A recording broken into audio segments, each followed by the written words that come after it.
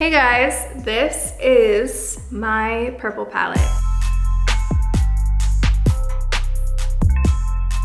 I've been working on this for the past few months and here it is. So we have Periwinkle, Trophy, Stone, Lilac, Wine and Dine, Turning Violet, Amethyst, Purple Smoke, and Blueberry. I went back to my 9-pan original. I really wanted this palette to fit in with the bronze palette and the burgundy palette. I really wanted it straightforward. I wanted it to make sense and all the colors and necessities you need to make a purple eye. The first thing I'm gonna use is the color Periwinkle on her brow bone just to pop her brow bone a little.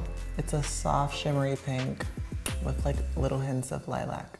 So next we're gonna grab the color Stone and apply that in her crease. I really fell in love with the palette. I thought it was just really vibrant and I just fell in love with like how the color story went together. I feel like the shimmers on this palette too are just a little bit more amplified than most of your palettes. They just get better every time. So I'm just going back in and further intensifying the crease so that when I apply the other colors, there's just a background for the other eyeshadows to blend together. So when you're doing a purple eye, in my opinion, there's no really right or wrong way of doing makeup, but I just feel like maybe not bringing up the intense purple all the way up is the way to go so that the eye doesn't look as crazy when you're looking at it in person. So something like this color, the color Stone, is a really good color to blend and have a transition color.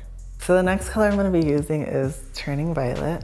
I'm gonna grab that with a Kylie brush, a Kylie blending brush, and I'm gonna pop that right over her lash line. I'm gonna go ahead and just drag that a little bit lower in her crease, fading more into her actual eyelid. I feel like this is like a purple nighttime look. The next color I'm gonna grab is Amethyst, and I'm taking a small pencil brush and I'm gonna go right over that same color, but more closer to the lash line. I'm not gonna take it up into the crease.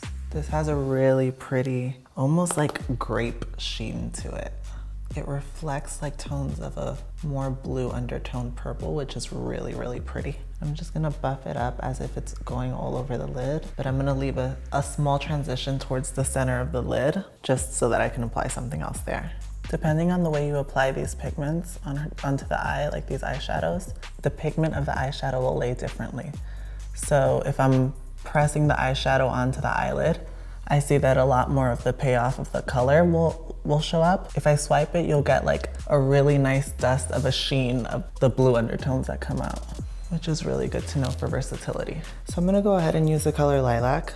I'm taking a flat shader brush and applying it to the actual lid, more towards the inner part of her eye. This will open up her lid and create some type of separation between her crease color and the color we laid down before.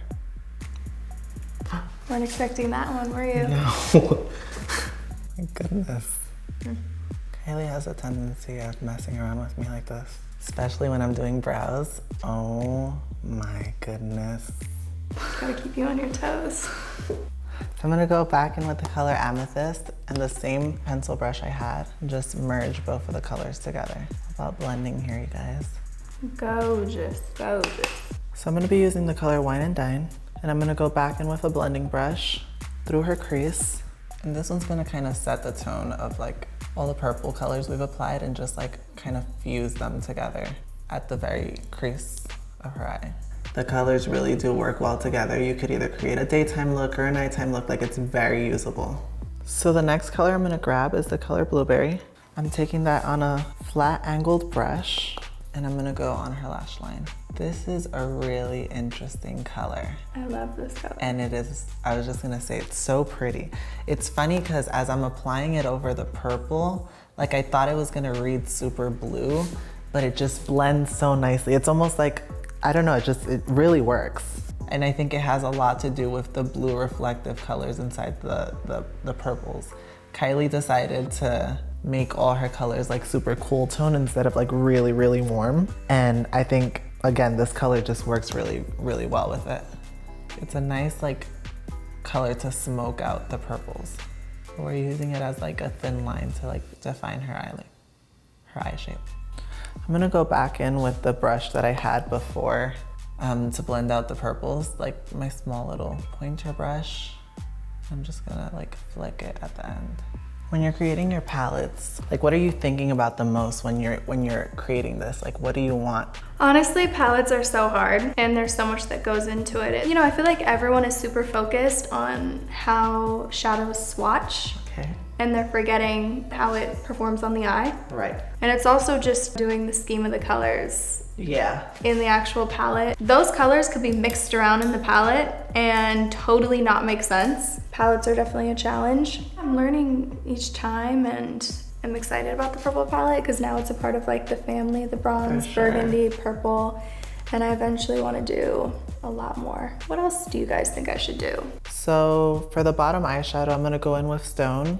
And I'm using a flat smudging brush. This one's gonna be kind of like my transition color, just to bring in the purples back. I'm gonna take a big fluffy blending brush that previously had some purples. So it's funny because whenever Kylie asks me about color, like if we want to do something with color, I'm always the one to like try to kick her off of it, but this palette's making me really love color. And I think that's important because the fact that somebody like me who really doesn't like playing with color enjoys it, I think it's a good palette. Thank you. So I'm gonna go back into the color Amethyst with the same pencil brush and just bring some of the purple underneath her eyes. Because this color is slightly reflective, it'll definitely bounce some light into her actual eye color. And when there's like flash photography, like this is where your eye color can kind of come off a little lighter. So the last part of this tutorial is using the color Periwinkle. And I'm gonna take it right into the center of her eyes just for like a little pop of highlight. Pretty. So Ariel didn't use Trophy and Purple Smoke, so I just wanted to swatch them for you guys. This is Trophy and Purple Smoke.